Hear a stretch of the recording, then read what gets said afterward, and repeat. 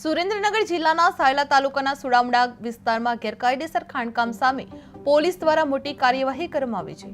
પોલીસના દરોડા દરમિયાન લાયસન્સની આડમાં એક્સપ્લોઝિવ સપ્લાય કરતો નેટવર્ક બહાર આવ્યું છે. બંધકોરીના નામે બોગસ બિલ બનાવી ગેરકાયદેસર ખાણોમાં બ્લાસ્ટિંગ કરી પથ્થર ચોરી કરવામાં આવતી હતી. પોલીસે 185 પેટી એક્સપ્લોઝિવ કેપ્સ અને 3 વાહનો સહિત કુલ ₹16.70 લાખનો મુદ્દામાલ જપ્ત કર્યો છે.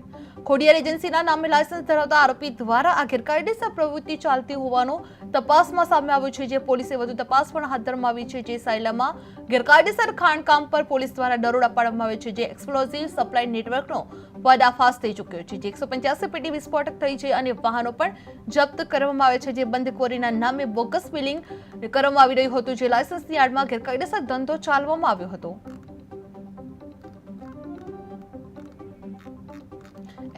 185 પેટી વિસ્ફોટક અને વાહનો જપ્ત કરવામાં આવી રહ્યા છે. જે તપાસમાં સામે આવ્યું છે. જે પોલીસે વધુ તપાસ પણ હાથ ધરાઈ છે. જે સાયલામાં ગેરકાયદેસર ખાણકામ પર પોલીસ દ્વારા દરોડા પાડવામાં આવ્યા છે. જે એક્સપ્લોઝિવ સપ્લાય નેટવર્કનો પર્દાફાશ થઈ ચૂક્યો છે. જે 185 પેટી વિસ્ફોટક અને વાહનો જપ્ત કરાયા છે.